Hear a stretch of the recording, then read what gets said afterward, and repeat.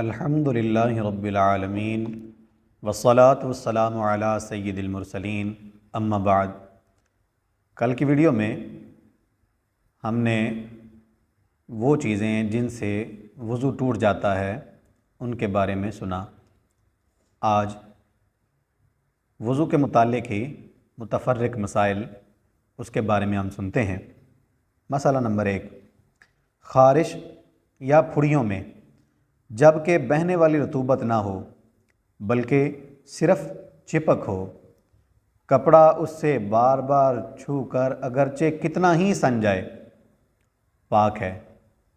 कल बताया था कि अगर किसी जगह पर ज़ख़म है या फिंसी है, उसको आपने फोड़ दिया और इतना खून या रतूबत निकल आई या गंदा पानी निकल आया जिससे वो बहे और ऐसी जगह पर आ जाए जहाँ पर जो वज़ू और गुस्ल में धोना फ़र्ज़ हैं वो आज़ा वहाँ तक पहुँच जाए तो उससे वज़ू टूट जाएगा।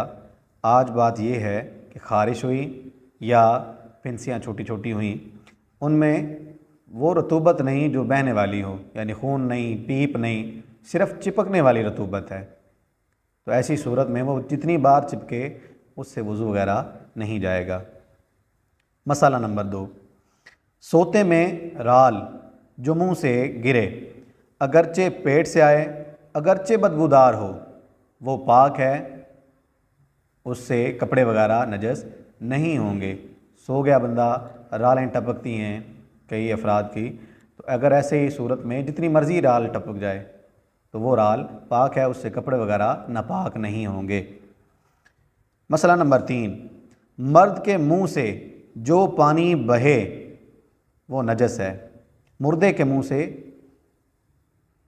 मुंह से जो पानी बहेगा वो नजस है, यानी मुर्दा जो फोत हो गया हो उसको दबाया, पानी निकल आया या वैसे ही पानी निकल रहा है तो वो नजस रहेगा। अगर कपड़े को, जिस्म को, जिस हिस्से को भी लग जाएगा वो कपड़ा या जिस्म का हिस्सा वो नापाक हो जाएगा। मसला नंबर 4, आँख दुखते में जो आंसू बहता है नजस और नाक़िसे वज़ू है, इससे एहतियात ज़रूरी है। आँख ख़राब थी, उससे जो पानी निकला, आंसू निकला, तो वो कपड़े भी नापाक कर देगा और उससे वज़ू भी जाता रहेगा। मसला नंबर 5, शीर खार बच्चे ने दूध डाल दिया, अगर वो भर है नजस है, दिरहम से ज़्यादा जगह में जिस चीज़ को लग जाएगा नापाक कर देगा। लेकिन अगर ये दूध मैदे से नहीं आया बल्कि सीने तक पहुंचकर पलट आया तो अब ये पाक है। ये मसला अमूमन हर घर में पेश आता है। जो ख़वातीन बच्चों को दूध पिलाती हैं तो उनके साथ भी ये हो जाता है, या दूध पिया बच्चे ने लेकिन किसी और ने उठाया तो बच्चा उल्टी कर देता है, क्या कर देता है। अगर तो पता चला कि उसको डिकार वगैरह आ गया था, दूध मैदे में चला गया, तो पता चल जाए कि मैदे से आया है वापस, फिर तो नजस है, फिर कपड़े को लगेगा तो कपड़ा नापाक कर देगा। और अगर मैदे से नहीं आया, यानी पी रहा था फ़ौरन डिकार आया, बाहर निकल आया दूध, तो इस सूरत में वो दूध पाक रहेगा, उससे कपड़े वगैरह नापाक नहीं होंगे। इसी तरह बच्चा, छोटा बच्चा, नाबालिग दूध पीता बच्चा, वो पेशाब कर दे तो ये गलत फहमी होती है कि छोटे बच्चे अगर जितना मर्ज़ी पेशाब कर दें उनका पेशाब पाक होता है। ऐसा नहीं है। भले 1 मिनट का बच्चा हो या आधे मिनट का, 10 दिन का, 20 दिन का, जितना भी बच्चा हो, वो जब पेशाब कर देगा तो उसका पेशाब नापाक है। अगर कपड़ों को लग गया तो कपड़े नापाक हो जाएंगे, जिस्म को लग गया तो जिस्म भी नापाक हो जाएगा।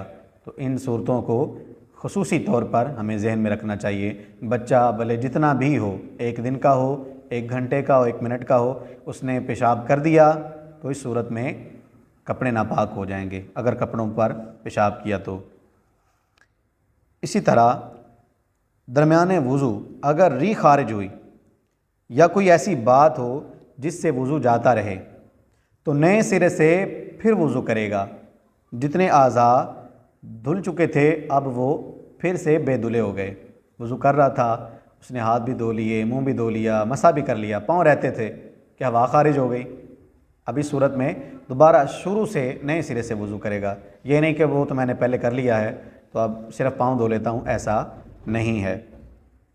मसला नंबर 7, चुल्लू में पानी लेने के बाद हदस हुआ। पानी लिया था हाथ में, अब री खारिज हो गई, खून निकल आया, या ऐसा कोई काम जिससे वज़ू टूट जाता है वो हो गया, तो अब ये जो हाथ में पानी था अब ये भी बेकार हो गया। इससे किसी उज़्व को दोबारा धोया नहीं जा सकता।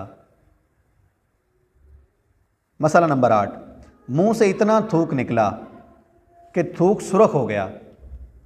अब इसने क्या किया कि वो कुली करने के लिए बर्तन जो रखा हुआ था उसके साथ डायरेक्ट ही उसको मुंह लगा लिया।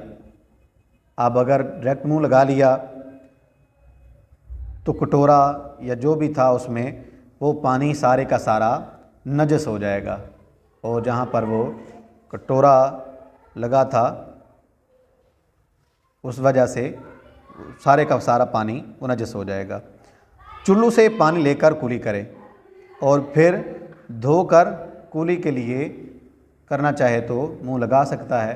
पहले अलग से चुल्लू ले, पानी मुंह में डाले, अच्छी तरह उस मुंह को साफ़ कर ले, उसके बाद कर सकता है।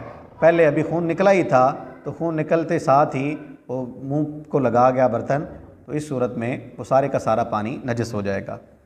मसला, अगर दरमियाने वज़ू में किसी उज़्व के धोने में शक वाक़ हुआ और ये ज़िंदगी का पहला वाक़या है तो उसको धो ले, और अगर अक्सर ही ऐसा होता है तो फिर इसकी तरफ तवज्जो ना दे। मसलन मुंह धोया, हाथ धो रहा था, फिर मैं पता नहीं मैंने मुंह धोया कि नहीं धोया। अब ये तो ज़िंदगी का अगर पहला वाक़या है तो फिर क्या करे, दोबारा धो ले। लेकिन अगर बार बार ऐसा होता है, मसा कर रहा था, जहन में आया कि पता नहीं मैंने मुंह धोया या नहीं धोया, हाथ धोए या नहीं धोए, तो अब क्या करे, आप उसकी तरफ तवज्जो ना करे बल्कि अपना वज़ू करता रहे। मसला नंबर 10, जो बावुज़ू था अब उसे वज़ू में शक है कि टूटा या नहीं टूटा, तो वज़ू करने की उसे ज़रूरत नहीं। ये पता था कि मैंने वज़ू कर लिया है, वज़ू था, अब बाद में शक है, यानी एक नमाज़ पढ़ कर चला गया, बाद में शक है कि पता नहीं मेरा वज़ू है या नहीं, तो अब दोबारा उसको वज़ू करने की ज़रूरत नहीं। हाँ, कर लेना बेहतर है जबकि ये शुबा बतौर वसवसा ना हो, और अगर वसवसा है तो उसे हरगिज़ ना माने। इस सूरत में एहतियात समझ कर वज़ू कर लेना ये शैतान के साथ मावनत करना है। तो अगर वसवसा है, वसवसे के पीछे नहीं जाना बल्कि वज़ू ना करे, उसका वज़ू है, ये पता था कि मेरा वज़ू है, और उसको कोई ऐसी चीज़ याद नहीं आ रही कि ये काम हो गया जिससे वज़ू टूट जाता है, तो उस सूरत में उसका वज़ू बाकी रहेगा, दोबारा करने की ज़रूरत नहीं है। मसला नंबर 11, अगर बेवज़ू था, आप उसे शक हुआ कि मैंने वज़ू किया या नहीं, तो वो वज़ू है, उसको वज़ू करना ज़रूरी है, यानी वो बिला वज़ू है, उसको वज़ू करना ज़रूरी है। यानी पहले ये पता था कि मेरा वज़ू तो नहीं है, अब ज़हन दौड़ाया पता नहीं मैंने वज़ू किया था या नहीं किया था, तो अब इस सूरत में उसको वज़ू करना ही ज़रूरी है। मसला नंबर 13, ये मालूम है कि वज़ू के लिए बैठा था और ये याद नहीं कि वज़ू किया या नहीं, तो उसे वज़ू करना ज़रूरी नहीं। बैठा था, अब वज़ू कर चुका था या नहीं, अब बाद में याद है पता नहीं है मैंने वज़ू किया है या नहीं, तो अब इस सूरत में उसको वज़ू करना ज़रूरी नहीं है। मसला नंबर 13, ये याद है कि पखाना या पेशाब के लिए बैठा था मगर ये याद नहीं कि फिरा भी या नहीं, तो इस पर वज़ू फ़र्ज़ है।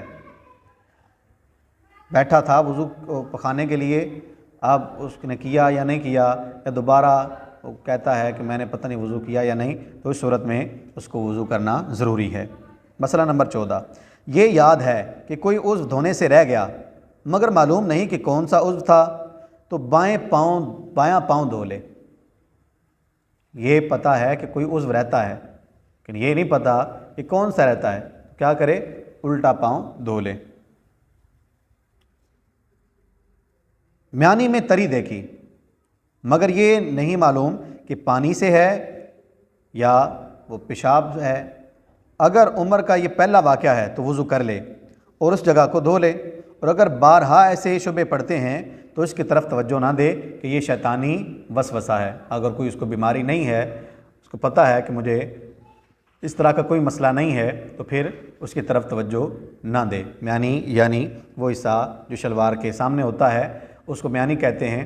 वहाँ पर शुबा पड़ा कि पता नहीं कोई कतरा तो नहीं निकल आया, देखा तो तर थी।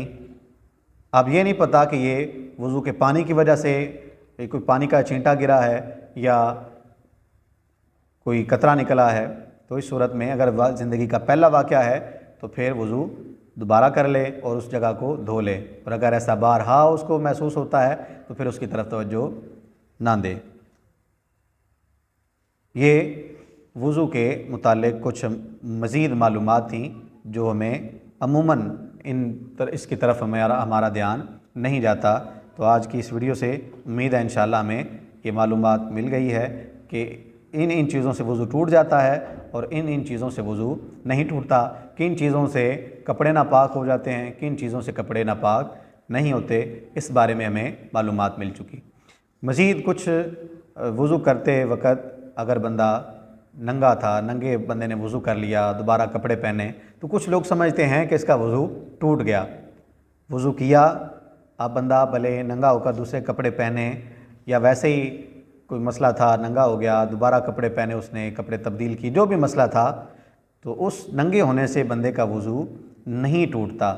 वज़ू की टूटने की जो मिसालें पीछे बयान की गई हैं कि जिन जिन बातों से वज़ू टूट जाता है, सिर्फ़ उन्हीं से वज़ू टूटता है। कपड़े ना पहने से, बरहना होने से वज़ू नहीं टूटता। इसी तरह एक मसला ये भी हमारे अंदर मशहूर है कि अगर किसी को नंगा देख लिया तो बंदे का वज़ू टूट जाता है। ऐसा कुछ भी नहीं है, ना देखने से ना खुद नंगा होने से वज़ू नहीं टूटता, जबकि वज़ू किया हुआ हो। जैसे हम नहाते हैं तो नहाने से वज़ू हो जाता है, अब वो नहाते बंदा कपड़े उतार कर ही है तो उससे भी वज़ू हो जाता है, दोबारा उसको वज़ू करने की ज़रूरत नहीं रहती, जबकि कोई बाद में ऐसा अमल ना पाया जाए जिससे वज़ू टूट जाता है। अल्लाह करे कि हम इन बातों को याद रखने वाले बने और इन पर अमल करने वाले बने।